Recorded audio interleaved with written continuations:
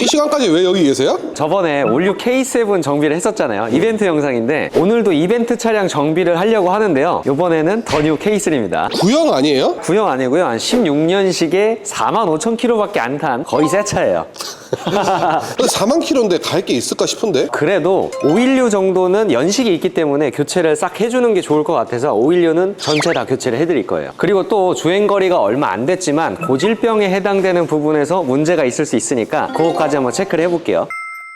일단 엔진룸 먼저 체크를 할 건데요. 일단 요 엔진이 1.6 GDI 엔진 오일이 감소하는 이슈가 있는 엔진이긴 한데요. 1세대 K3는 당연히 엔진 오일 감소가 좀 많이 됐는데 더 뉴 K3로 넘어오면서 출력은 살짝 낮추고 내구성에 조금 더 수치를 높인 그런 엔진이라고 보시면 됩니다. 실제로 마력이랑 토크가 조금 더 낮아요. 직분사 엔진의 단점을 상쇄를 시킨 모델이네요. 그렇긴 하지만 오일 감소 이슈가 확률이 좀 낮아진 것뿐 안 좋은 차량도 있으니까요.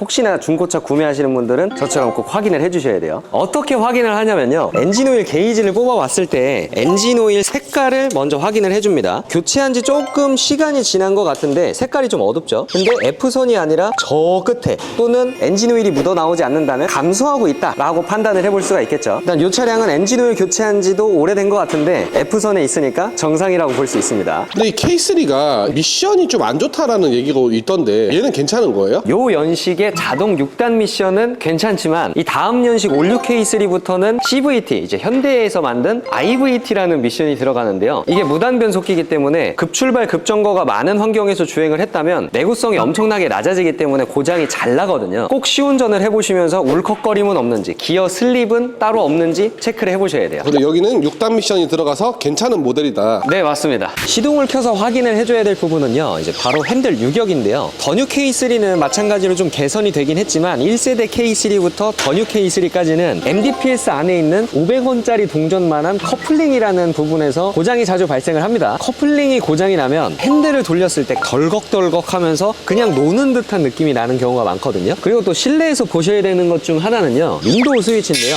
여기 보이시는 것처럼 오토 다운, 원래 밑으로 내리는 거는 원터치로 되는데 안쪽에 핀이 부러져서 돌아오지 않고 계속 머물러져 있는 경우가 있는데 내려가 있다는 거구나. 네, 이게 이렇게 고정이 안 돼가지고 노는 경우에는 창문을 나는 올리고 싶어서 올렸는데 다시 노니까 다시 내려가는 그런 고질병도 있으니까요. 이런 것도 체크를 해보시고, 그리고 대부분 실내 가죽은 인조 가죽이라서 타고 내릴 때 찢어져 있거나 터져 있는 경우도 있기 때문에 이런 부분도 확인을 해주셔야 됩니다.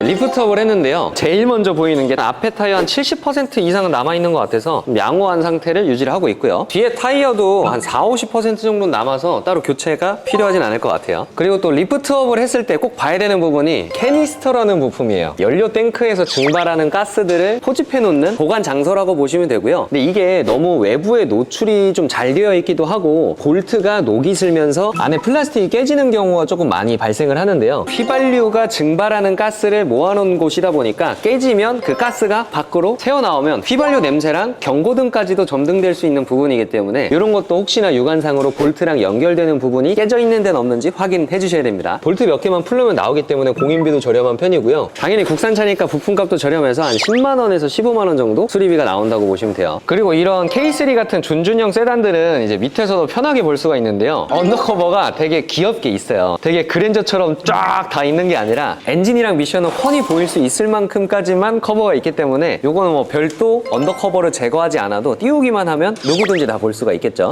그리고 언더커버는 여기까지 이렇게 있습니다. 그래서 최대한 보호하기 위해서 요 정도는 최소한으로 있다라고 생각해 주시면 돼요. 엔진이랑 미션에도 누유나 누수, 문제점은 아예 없네요. 감마 엔진이 누유가 좀 많이 발생하는 부위가 따로 있나요? 현대기아 이런 준준형 세단들은 누유가 거의 잘 되진 않는데 만약에 된다고 하면 한 체인 커버 정도 누유가 좀 있는 것 같아요.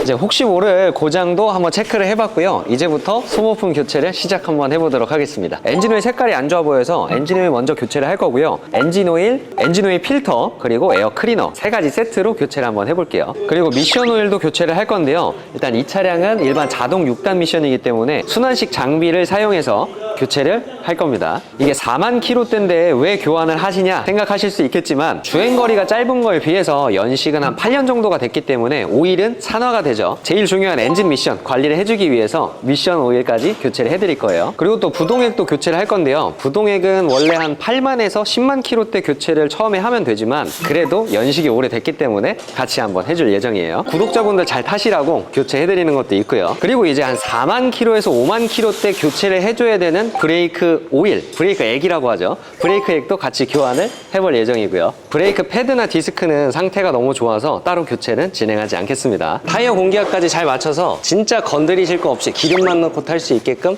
해놓겠습니다.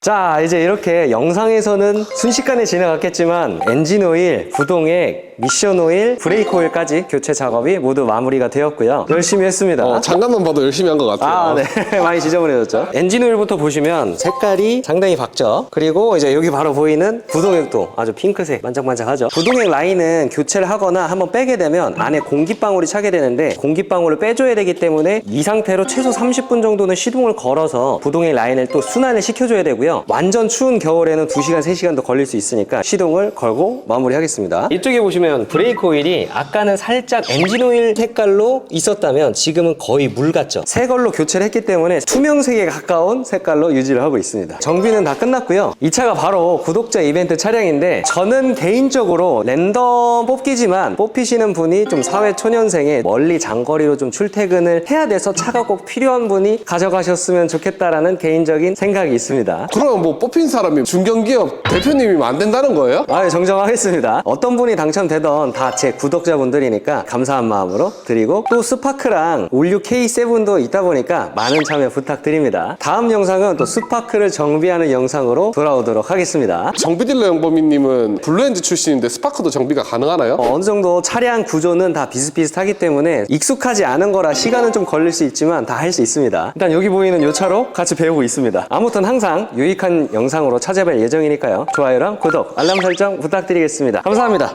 정비딜러 영범이었습니다.